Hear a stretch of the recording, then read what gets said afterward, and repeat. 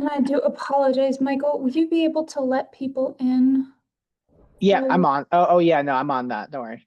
I got thank that part. Yep. you. Well, hello, everyone. I hope we're all doing wonderful this morning. Can everybody see my fancy schmancy? Perfect, great.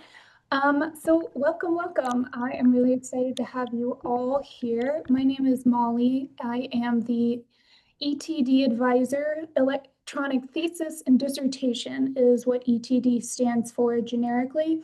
We'll also use it interchangeably to refer to your paper, the platform we use. So get familiar with it. So I'm really excited you're all here and interested in finding out about this process.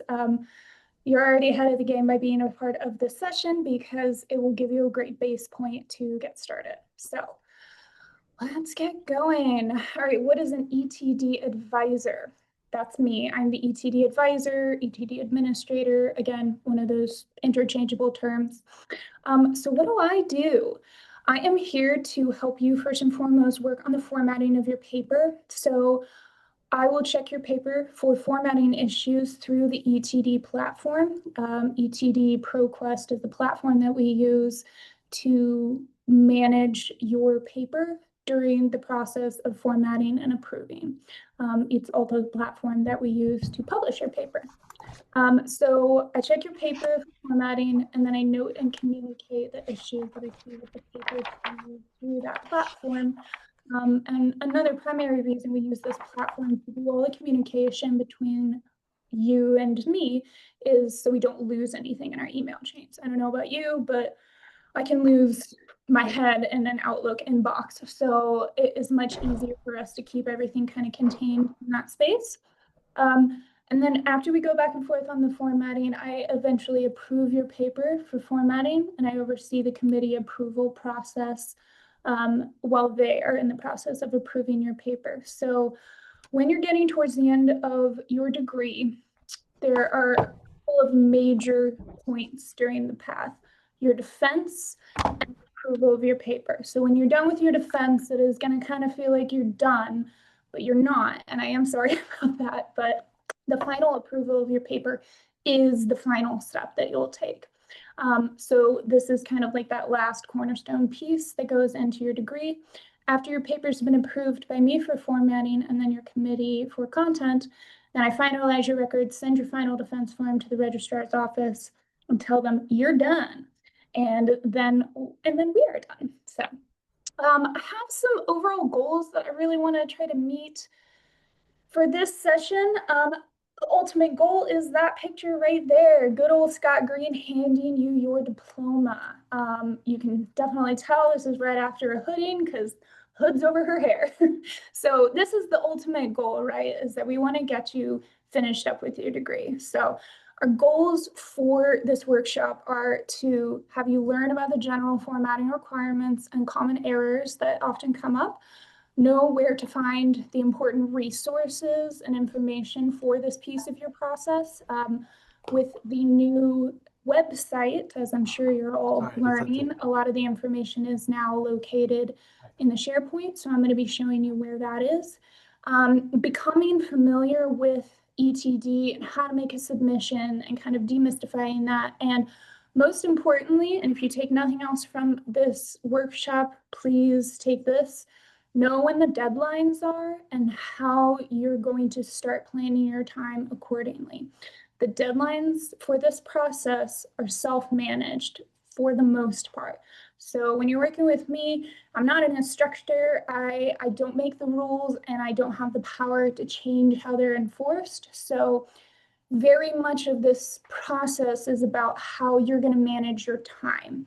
And so knowing the dates and deadlines that you're required to meet and the fact that they're mostly self-managed is going to serve you really well as far as knowing how much time you need to assign for each part of this process. So, and then just a quick overview of what we're going to be chatting about. We're going to go over the formatting first, and I'm just going to give you a general overview of the expectations. The requirements are surprisingly simple and also increasingly complex, just depending on what your situation is. So in lieu of going into each little nitty-gritty thing that could possibly happen, which Michael can tell you, I could talk about this all day long. If I had the time, I'd sit down with you guys for like a full work class week of this. But because we don't have that time, we're going to try to keep it simple.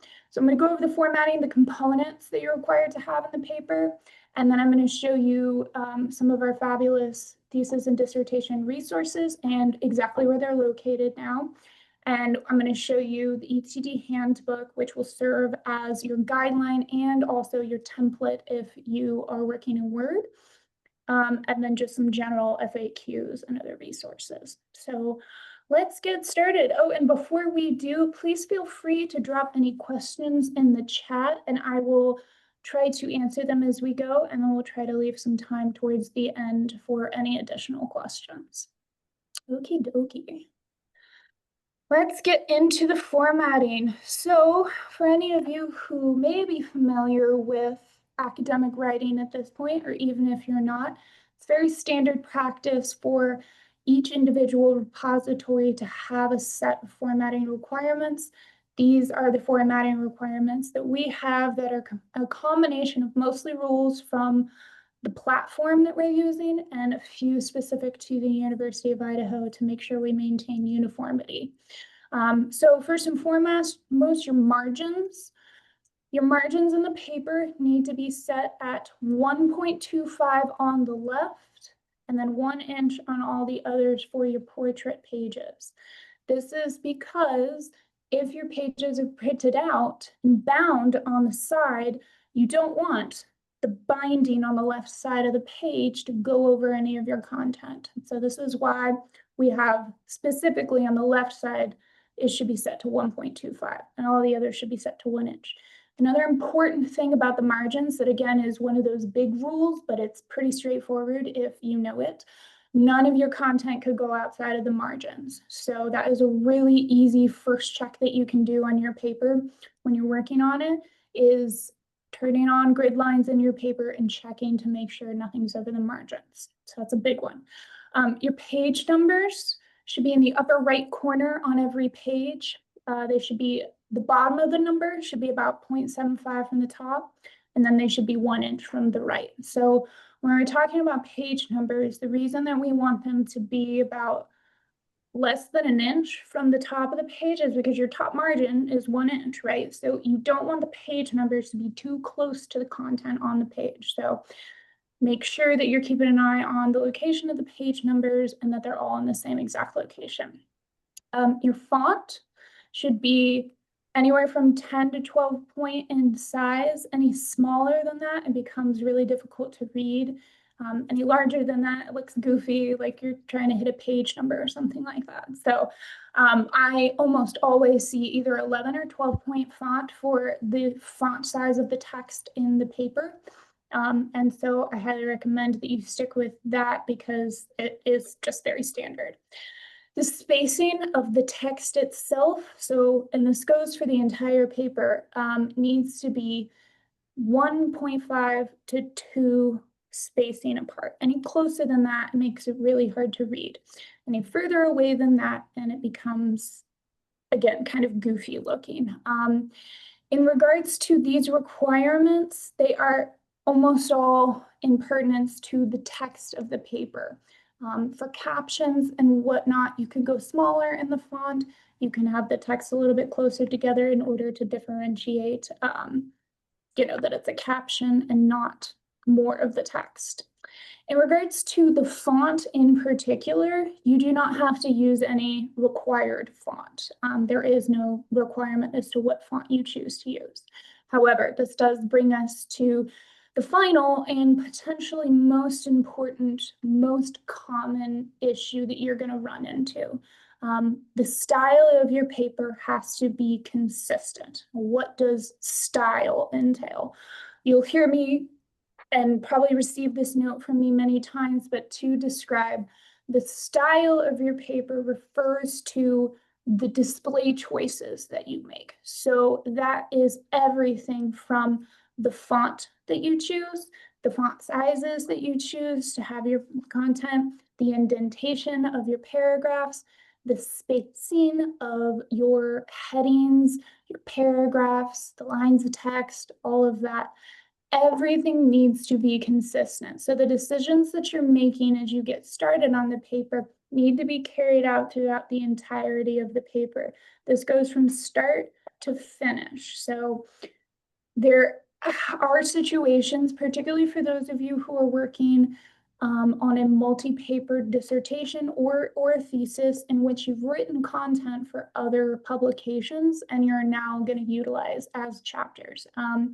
This is standard procedure for all universities. I had a conference this weekend and I was able to discuss this.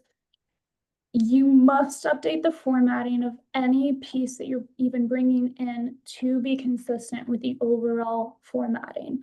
So if, for instance, you have one chapter where you've numbered each heading and then the rest of the chapters you're not going to have numbering, well, then you're going to have to make some decisions about what you want to do. And I would say that above all else, the number one thing that I'm checking for and seeing as far as errors go is consistency errors. And obviously those are the toughest to notice. So again, that's why I'm here, is to help be an extra set of eyes, an extra brain for you to help you check for those things.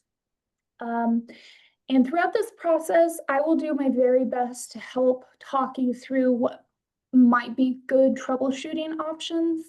I don't edit papers in general.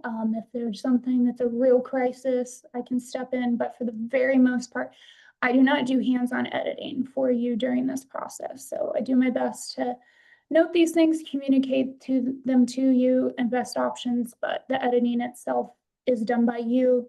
It's a great skill to learn. So major components of the paper, everything on this page that is bolded and underlined, that is a required piece of your document. Anything that is not specifically underlined and bolded is not technically required, but it is often included. And yes, Seth, we do have a dissertation template and I will show you where to find it. You're asking all the right questions. Okay, so components of the paper, just as a general overview. You're gonna have two sections of your paper. It's going to be the preliminary pages, which is everything leading up to your first chapter, and then the main pages, which is your chapter and everything else. So your references, tables and figures are in there, potentially an appendix, all that. So required pages is your title page. And with the page numbering, for your preliminary pages, all the page numbers should be in lowercase Roman numerals. They're going to start at 2 on the abstract page. So on this title page, no page number on there. Oops, I went ahead. So you are required to have a title page. You are required to have an abstract page. Those are fairly straightforward. Then the next pages, should you choose to include them, would be the acknowledgements section and the dedication section. The acknowledgement section is where you would say thank you to any professional or collegiate, anybody within the professional or academic sphere who has helped you that you want to say thank you to. That's where you'd put that. Any personal thank yous, such as family, friends, faith, pets, all sorts of stuff, that will go on your dedication page. And I'll show you the way that this looks in the template when we get there. So neither of those are required, but they are recommended should you want to say thank you. The next section that would be required is a table of contents. You are required to have one. And within the table of contents, you are going to see a variety of different choices that students have made if you're looking at previous versions, because we do not have a requirement as to how many levels of chapter section heading you have in your paper. So for all your major sections, like your abstract, your lists, and then your chapters and whatnot, you do need to have listings for those. You do not have to list out every single, second, third, fourth, fifth level of heading. It makes it helpful for your reader to know what is in the table of contents, if you're more specific, but it's not required. What is next required, though, are going to be your list of tables, figures, equations, etc. So for all of those sections that are not specifically text, this is basically the table of contents for your tables, your figures, or your equations. Those are required. Following that, we have a brand new, really exciting required page. We will now require a statement on the use of artificial intelligence in your paper. AI is becoming widely used, and so in an effort to maintain with other expectations and policies, we now have a page in there that basically describes two different situations if you did or if you didn't utilize AI in a major way. So we're not talking about situations where you're using AI for grammar checking or spell checking or anything, kind of minimal like that. We're talking about generative AI and things. So that's all listed out on that page, and you'll need to have that in your document. And then the other two preliminary pages that may come up are a statement of contribution and an introduction. So a statement of contribution would be if you are utilizing works that you co-authored with other people within the document, you'll want to make sure you disclose that in that statement of contribution page. It's pretty straightforward. There's information on it, but talk to your major professor and you can throw those in there.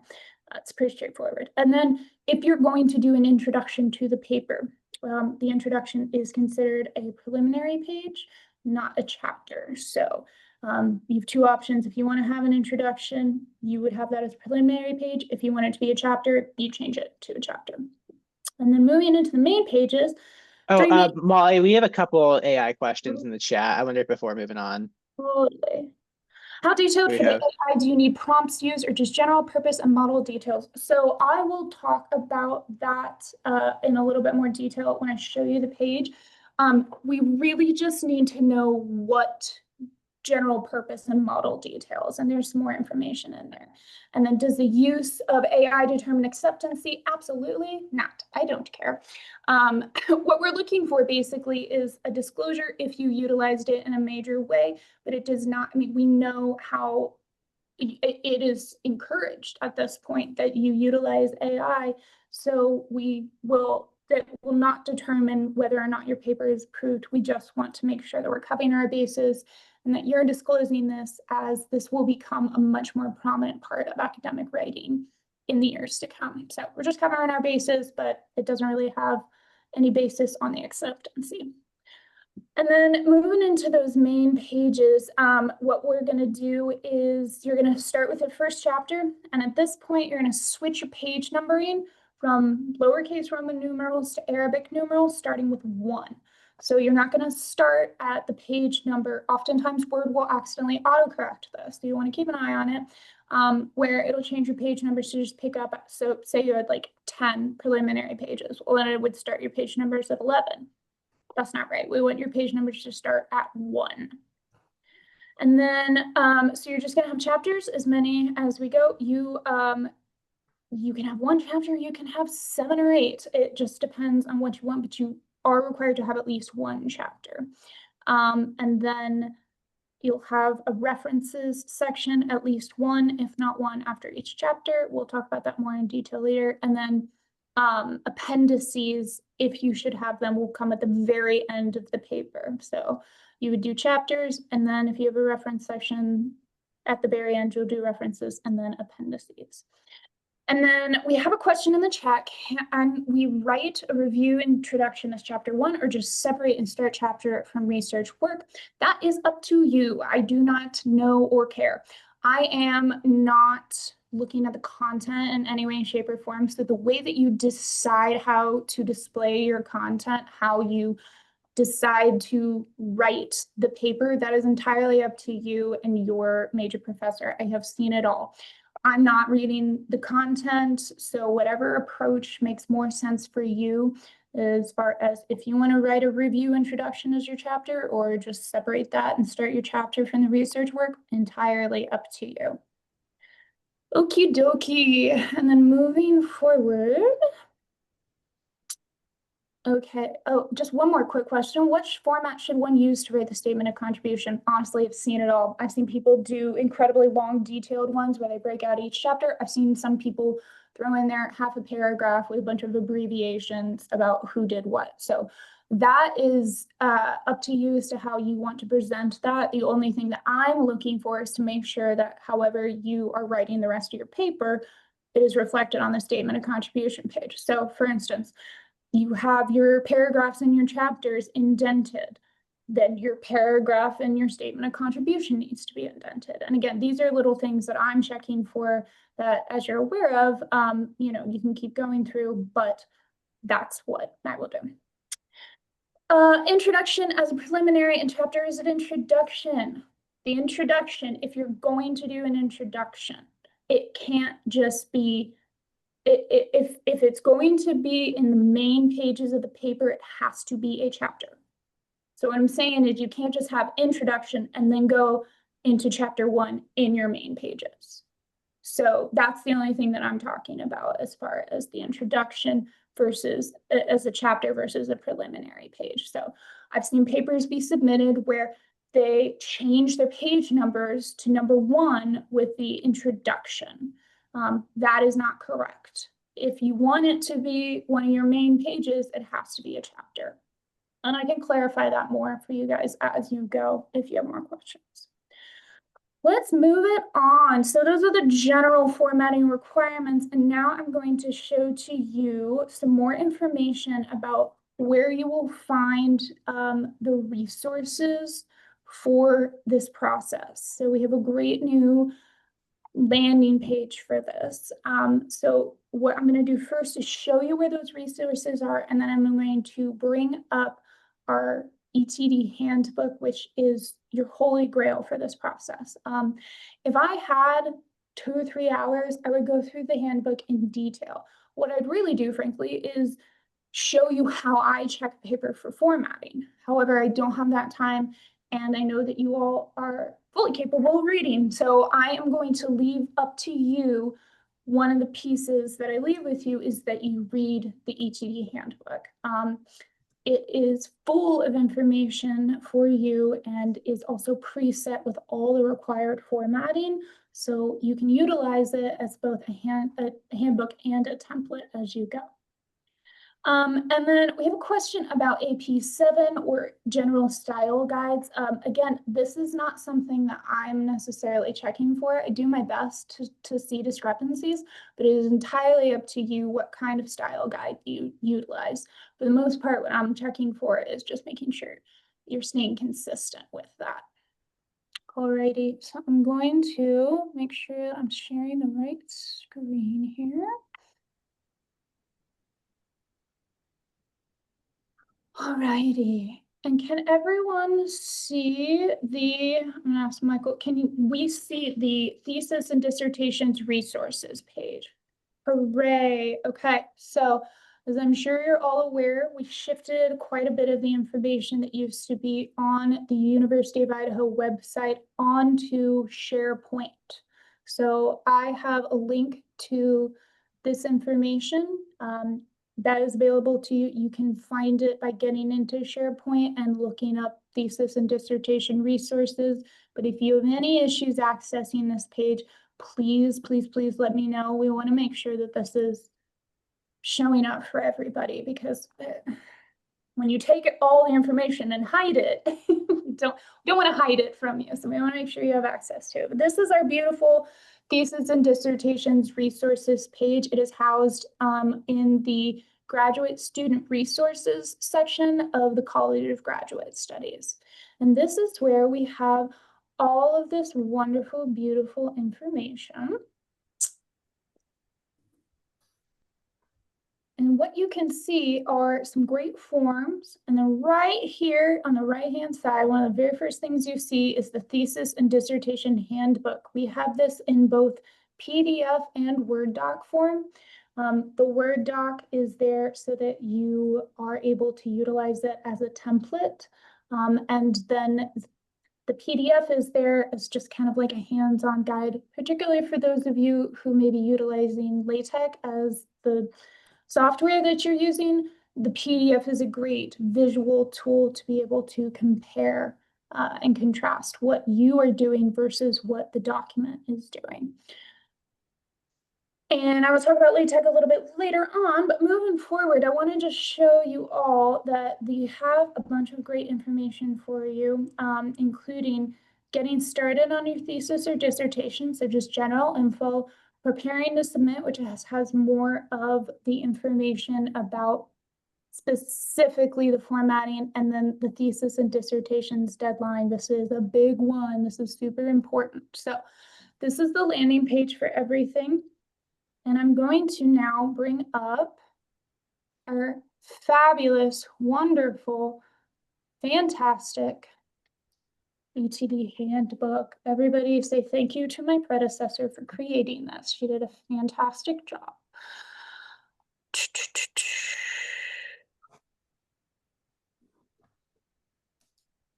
Oh man. One moment, everyone.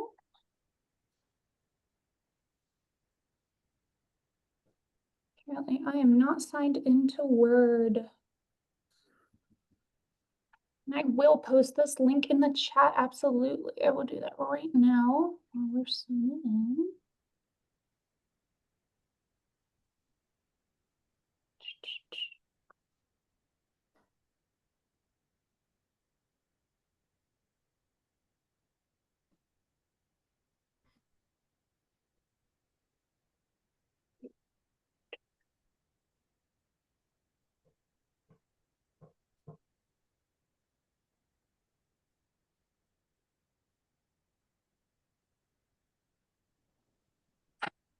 So sorry, my goodness.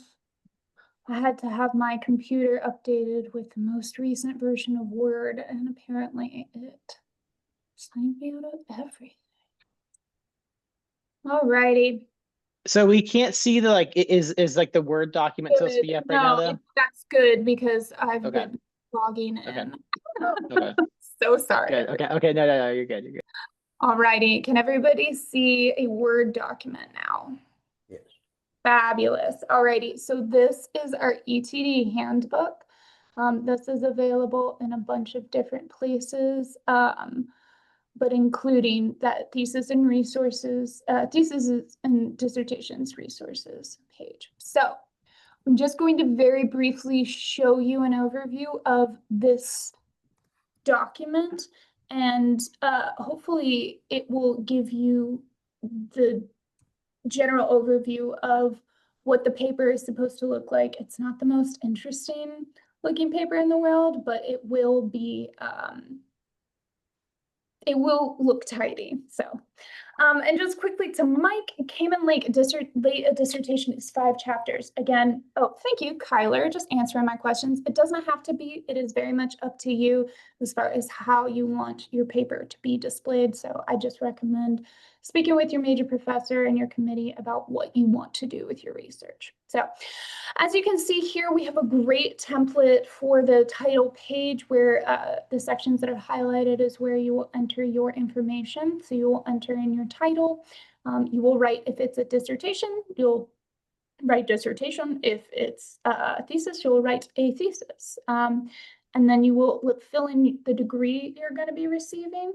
So for those of you who are going to be getting a PhD, it's just Doctor of Philosophy. For those of you who are in a master's program, it will be Master of Science or Master of Arts. And then your major is your overall major. So that is the overall thing that's on your student record. So it's not your specialty, it is your overall major. So for instance, for those of you in education, you wouldn't write major in leadership and counseling, you would write major in education. And then of course you'll put your name and you'll input the names of your major professor and your committee members. And one thing I want to highlight here is this line right here that says department administrator. Department administrator is a catch-all term that we use to refer to your department head, department chair, department director, whatever they call it, because no one department on campus calls the department leader the same thing. We use department administrator.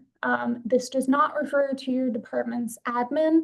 like the administrative assistant, it refers to the head of your department, because the head of your department will also sign off on your paper at the end, to ensure that there's a statement from your department saying that you followed all their rules in addition to ours. So, alrighty, and then finally on this title page, you will put in the date of your degree. So for those of you, for instance, if you're going for your degree this semester, you would write December 2025. For those of you who would be going for, say, the spring semester, you would write May 2026. And I'll keep an eye on that and make sure that everybody makes sure that's correct. But just as an FYI, that is what the date is supposed to be. And then generally, we have a lot of fabulous information. Again, I would recommend you read this carefully, just because there is so much information that can be applied to you. There's so many different troubleshooting options, but some of this may apply to you, some of it very much may not. So we try to include as much information as we can in here without it being too overwhelming. But again, if there's specific situations that are not addressed in this document, it is likely because it is a very small percentage of students who run into that situation. And so we don't want to overwhelm you with too much information. But that is what I am here for, is to answer any extra questions you might have. So as you can see, as we discussed, there are preliminary pages. So you'll have an abstract, you'll have an acknowledgements section. And again, there are descriptions of what information should go here. And then as you can see, this dedication page looks a little different. It looks a little different, okay? This is the only page that is exempted from the consistency rules. So the dedication page content should be centered on the page. We really want it to stand out. This is where you say thank you to everybody who is in your personal life, who really deeply cares about you and you're supporting you. And so we really want this page to stand out, hence why we have the text centered in alignment, as well as moving it down to be in the middle of the page.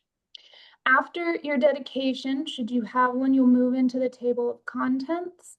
Again, as you can see, not every single thing is listed, but we have this first level of headings listed in here, so you can see how that would look, where you have, you know, all the major sections aligned to one side of the section, and then the subheadings indented underneath. So when you have subheadings, any line that's indented under another line, of course, indicates that it is a subsection. So as you can see, this makes it easier for the reader to parse what they're getting into, but basically.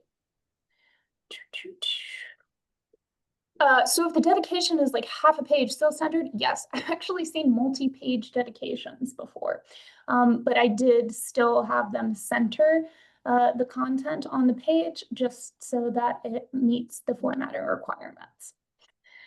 Alrighty, so moving on, we have some more sections. So we will have your list of figures, your list of tables next, should you have them. And as you can see, these are set up to link into the document. So one of the things that you'll want to be mindful of that is not necessarily a requirement at this point, but it may be in the future, is that your list of tables, and frankly, your table of contents, your list of tables, and your list of figures should all be set up to link with the rest of the document. So as you can see here, this one is linked. So if I, well, I'd have to do it in PDF, but basically if you hover over it, you can see, oh, I can control click and it will take me to that section in the paper. So the way that you do this is by utilizing the caption insert rather than just typing in captions manually. And that is described in detail in the handbook itself as to how you can do that. So, but it is preset to make sure that it pulls that information. So try to utilize the template as you go so that you don't have to manually add those things in.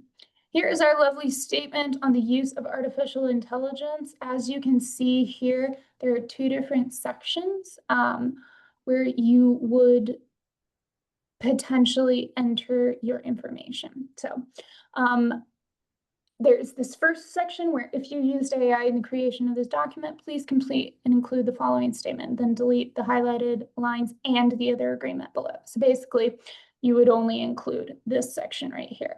And as you can see, it shows, okay, I'm going to input, I am the author of this dissertation, was completed under the guidance of this person, the approval of my committee, and I used, and this is where you can input where you used, what you used, and what you used it for.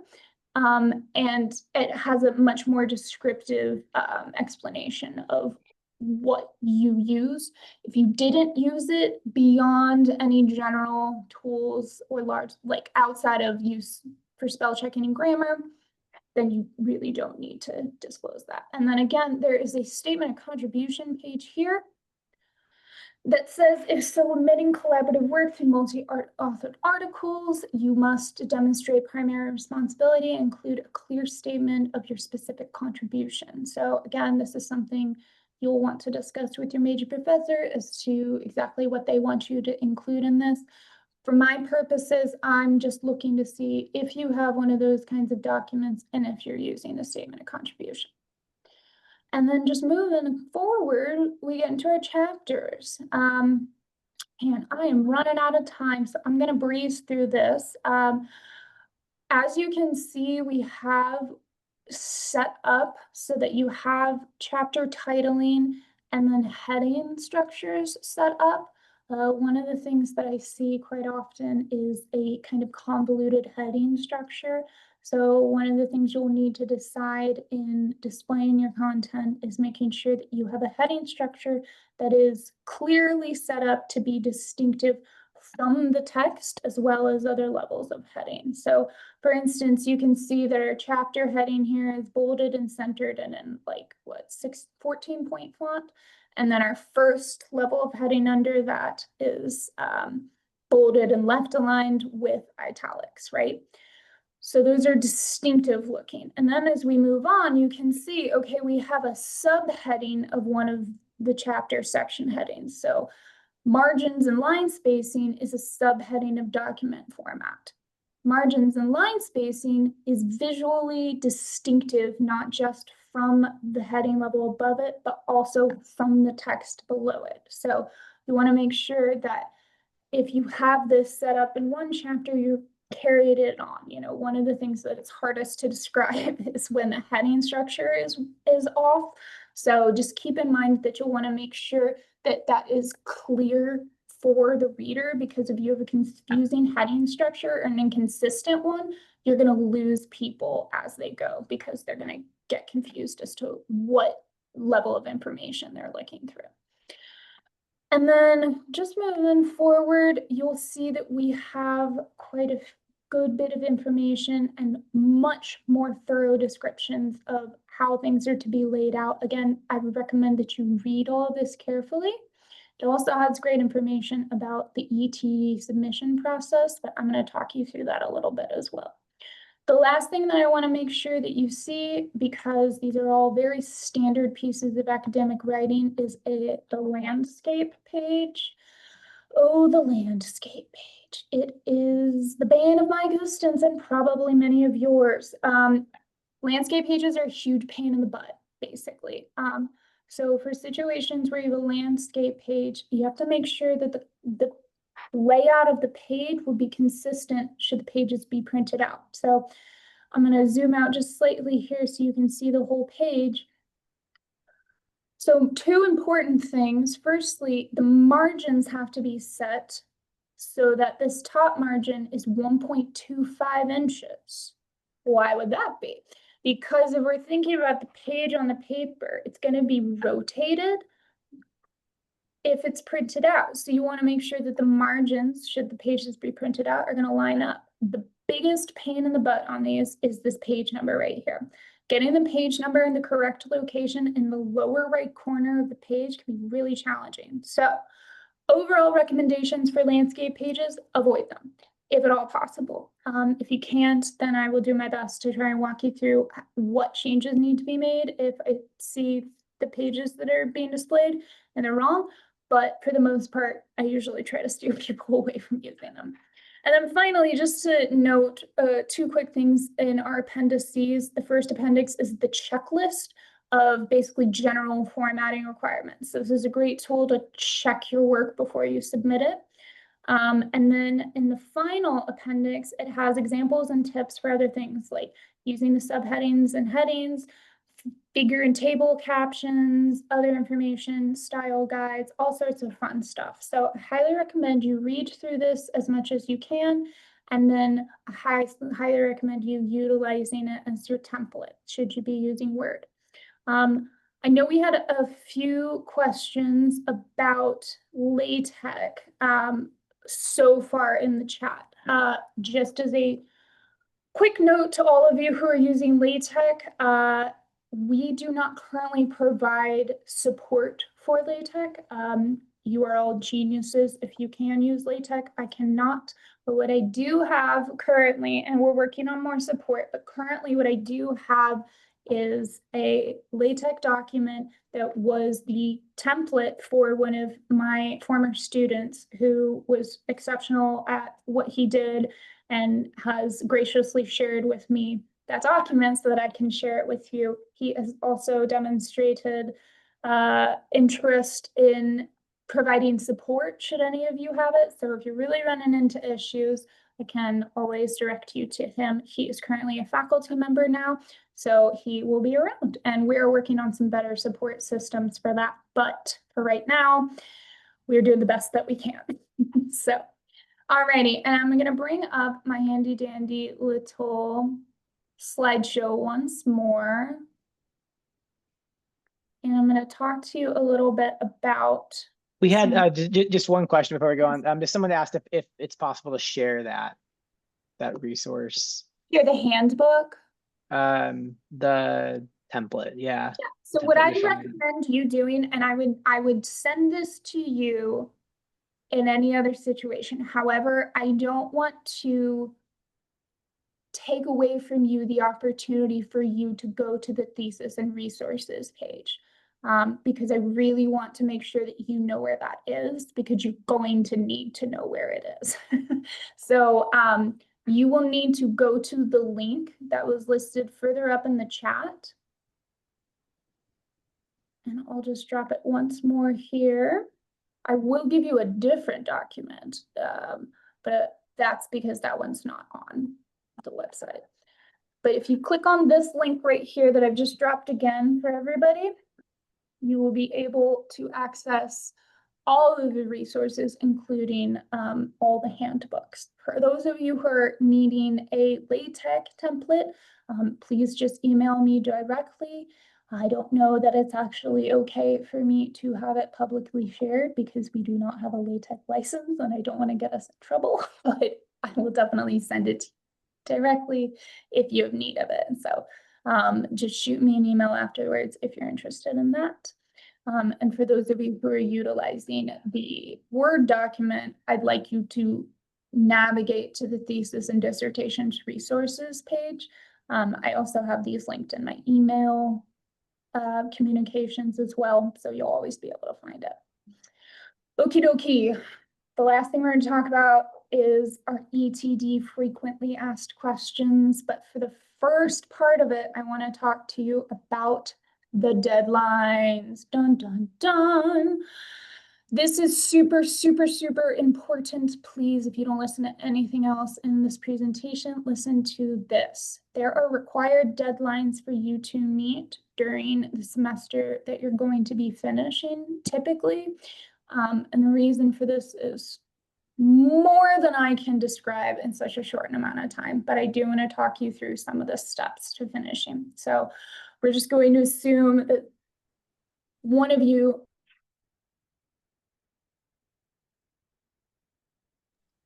Oh, did Molly just bail out? Oops. We'll give her a second to come back in. 1 second. Let me I can yeah, let me shoot her a text really fast and see if maybe her computer restarted or something.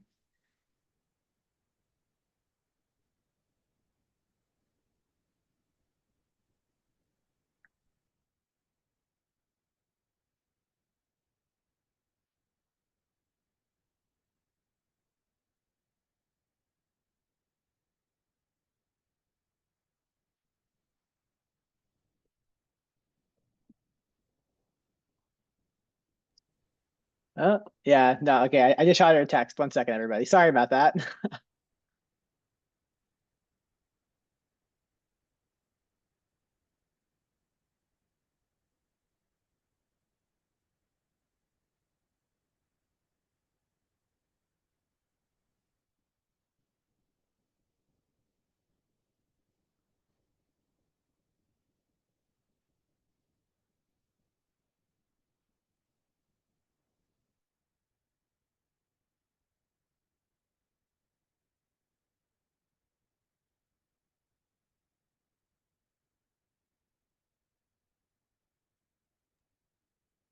Give her maybe like another 2 minutes before we assume the worst.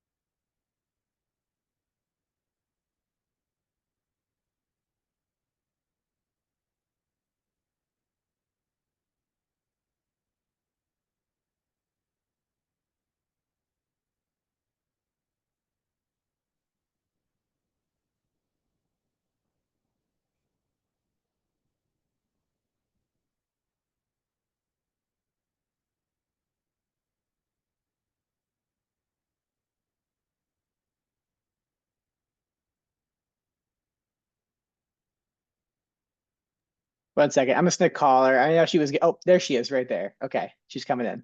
There we go.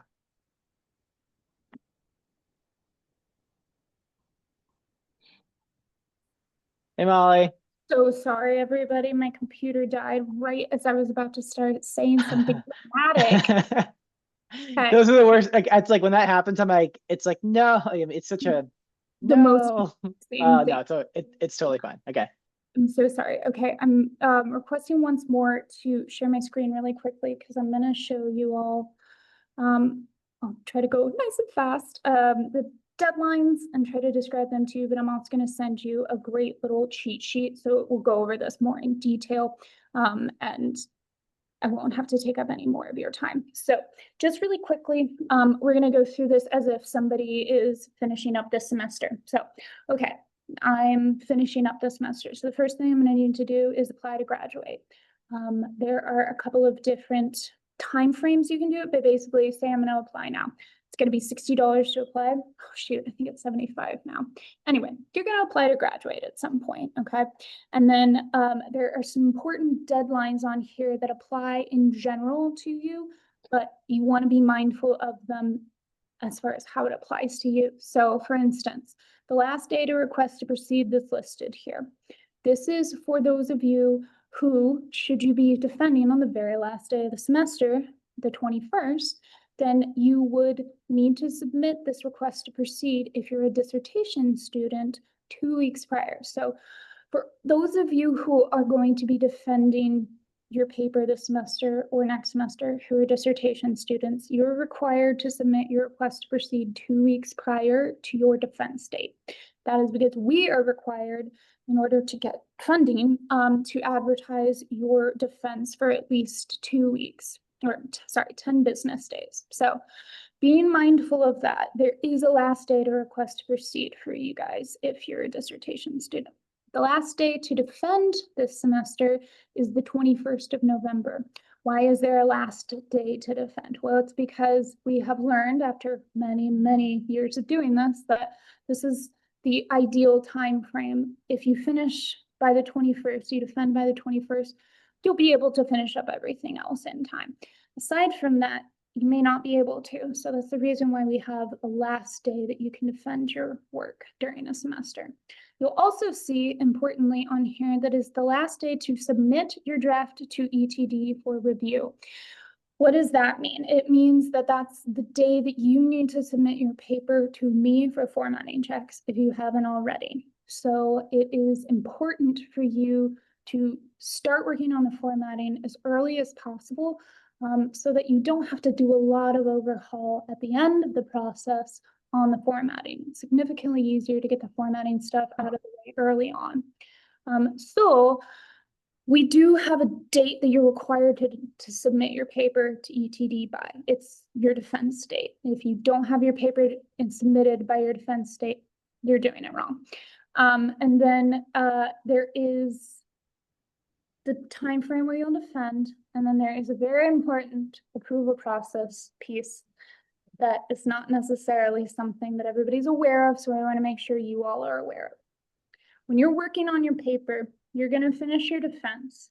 You're going to work on any extra edits that you need to make. But your paper has to be approved by me by a certain day in order for you to have enough time to get all the rest of your approvals. So I approve the paper, and I have to approve the paper before it gets sent to anybody else for approval. So I am like the gatekeeper before the approval process for your committee starts. So that part can't start until I approve for formatting. So the reason we have my approval date 2 weeks prior to the approval date of your committee is because I don't know if any of you have ever met faculty members before, but they are incredibly hard to get a hold of. They can sometimes procrastinate or not get to their stuff as they need to. And so we want to make sure that you have enough time post-approval to then get the approvals from your committee members. There's also some times where they ask for further edits. So you want to make sure you have enough buffer time so that anything that could go wrong can go wrong and you'll still get your approval in time. Are you AQR and formatting? I'm so sorry, I don't know what AQR means, but I checked the formatting. And then finally, there's this final committee approval.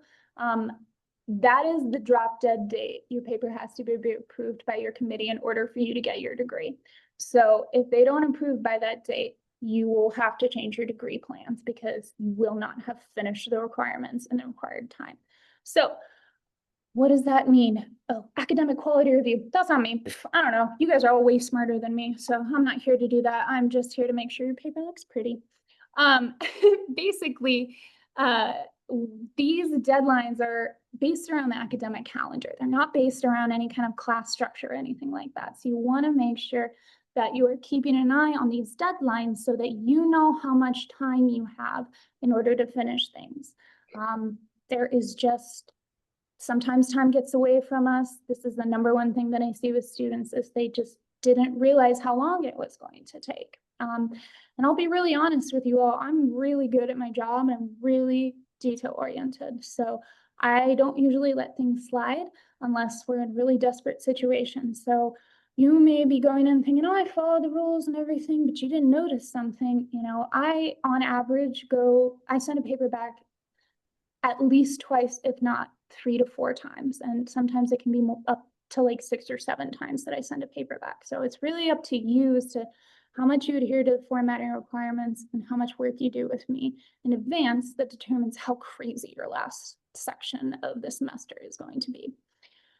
Okay, and then really quickly, oh, this is a fabulous question from Jason that I'm actually about to answer in the next slide. Do we have to wait until the dissertation is completed to begin reviewing formatting with me? No, you do not. In fact, I would say whenever you have a decent outlined draft, let me see it. So let's talk about just really quickly some of the questions that come up, and I am going to try to drop in the chat a really quick document that's going to give you a bunch of info. So don't leave yet.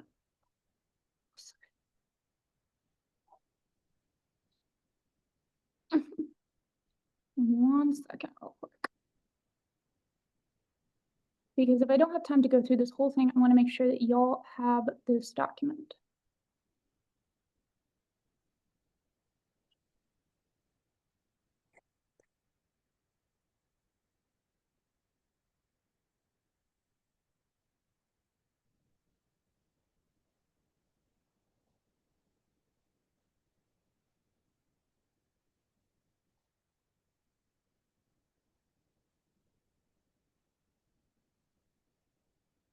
Oh, shoot, I can't.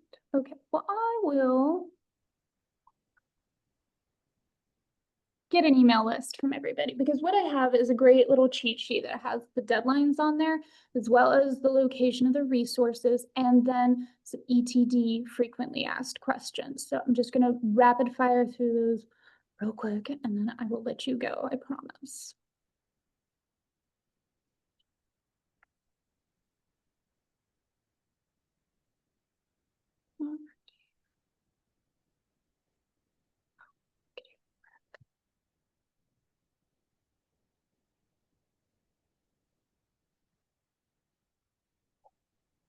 I'm sorry, y'all. You're stuck with a computer illiterate person.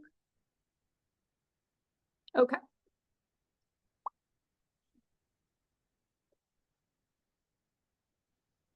Real quickly.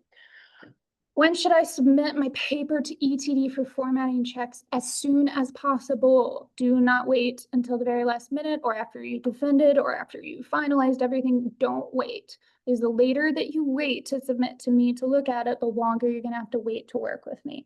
During a semester, I'm dead right now. Like I have one paper in my queue. Towards the end of the semester, I typically have a running queue of about 20 people at one time that are waiting to hear back from me. So the later in the semester you wait to submit your paper for me to check, the longer the process is going to take.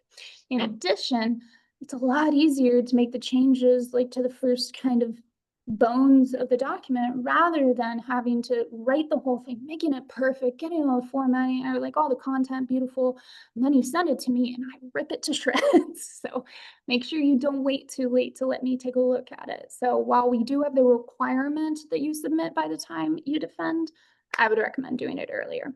Okay, when you submit to ETD, is it final? No, it's not. Okay, when you're going to submit to ETD, it's going to feel super final. It's not. It is literally not possible for you to send it to anybody other than me. I am the only person that can send it to your committee. So please go ahead and submit it. It's not final. You can swap out the document as many times as you need to in order to get it to perfect standards. What about the repository agreement? There's a repository agreement you're going to be required to submit. It can be submitted blank to be filled out later. Again, this is all going to be listed out in this document that I send you. What are publishing options and what should I be choosing? This is a discussion you should have with your committee and your department head or, trusted people where you're going to be making decisions as to whether you want to hold your work or not. Again, this is described in much more detail in the sheet that I'm going to send you. And then there's two other things that I want to make note of just really quickly. Should I be making purchases and paying money during this process? Overwhelmingly no is the answer to that. It is typically not necessary for you to pay for open access publishing or anything else that might require you to pay money. The only thing that I see people spend money on that's totally cool is if you want to order printed versions of your paper. That being said, you cannot add purchases retroactively. So once you make the submission, you won't be able to then go back and order copies to be made through that same format. You'd have to go through a different channel, just as an FYI. And then this last thing, and I just want to make sure I say it because it happens every single semester. What else should I be aware of during the submission process? Make sure you put email addresses in there correctly. This happens every single semester where students are kind of rushing through the submission process, or they're like, I'll go back and double check it later, and they don't. And then what happens is when your paper gets approved by me, it'll automatically go out to everybody in your committee. If you didn't put those email addresses in correctly, they're not getting an email. I have had countless students almost miss the deadline or entirely miss the deadlines because they didn't double check to make sure the email addresses were in there correctly. And so the committee never got the email request to approve. So please be mindful of that while you're filling out your submission. And then lastly, sorry, I've kept you too long already. I want to make sure you know the Writing Center is there and available for you. Their information is on that thesis and dissertations resource page on the right-hand side of the page. And they have great tutors. We're working with them to try and find some best practices and information so that we can maybe help create some troubleshooting videos or documentation about best practices. And then we did just have one question that I thought is such a good question, which is common formatting problems. Frankly, what I would say is the common formatting problems that I have, if I had to pick three, are margins, spacing, and PDF conversion issues. So if you're doing nothing else while you're working, make sure you're checking that your stuff is within the margins, that your text, your headings, your captions, everything is spaced consistently, and that you're converting your paper to PDF and checking your work before you submit. So one thing that happens, and that, again, I always remind students at the beginning, if you're converting your paper to PDF, sometimes that process will throw things off. I don't know why. I found that exporting to PDF can be the best method to not lose stuff or have stuff shipped around, but for the most part, you want to be mindful of it because converting to PDF can very often throw things off. So making sure that you're checking your work prior to submitting will save you a lot of time, because you don't want to have repeated issues or new issues crop up when we're going back and forth. The goal with us working together is that we continuously improve on the formatting level of your paper. So if we're having to go back and repeat stuff or going back and seeing new issues, it oftentimes will slow the process down. And then quickly, as an answer to the question in the chat, you do have to convert to PDF. So the way that your paper is published will be in PDF form. That is the way that people will access it after it's published. So it must be in PDF. So for everybody, whether you're using Word or LaTeX or another processor, you will need to convert it to PDF. I highly recommend you do that and check your work prior to submission. There is a tool within the ECD platform that lets you convert your document from Word to PDF. Don't use it. It's terrible. I've seen it remove images. I've seen it create error messages. I've seen it do insane things. So just make sure you're converting it to PDF and uploading a PDF rather than uploading a different document and having it convert for you. I have, there's a bunch of different methods to do it. I've used save file as, but I think primarily I would say use the export function, because that typically will embed things in there and make it translate a little bit better. But if anybody has a best technique for converting to PDF, please let the entire world know, because I don't know that any of us know the best way. And then finally, just this last page, I want to make sure everybody sees I am available through email literally anytime. I'm pretty fiendish about checking my email. I am in the office on campus in Moscow 2 days a week, so Tuesdays and Thursday afternoons typically, but I am almost always also available to Zoom meet basically anytime if my hours don't work for you or if you're not on campus. So I just want to say, finally, to wrap it up, I really am in so much admiration of all of you. You all do incredible work, and I'm really proud to be just a small part of it. And I will be able to help you as much as possible. And I just really appreciate your time. Oh, just really quickly, a specific similarity or plagiarism percentage allowed in PhD theses. That is not something that we do. Unless you're doing something departmentally, that is not something I'm aware anybody does, mostly because very frequently you're utilizing works written for other publications in your document. So there's not a plagiarism issue with that. So if you have more specific questions like that, please just feel free to send me an email. We are here to support you and help you in the most way we can. So again, I'm sorry for taking you over time. I appreciate all your patience as I managed to struggle my way through here, but again, please shoot me an email if you have any questions, and I'm going to get an email list from Michael to make sure that you all have not only my email address, but also the ETD FAQs sheet that is a pretty general summary of most of the stuff we discussed today. So does anybody have any other questions? I'll let you go otherwise. I got a hot Molly. So Okay, see y'all. cool. I really appreciate all this time, and I'm looking forward to working with you.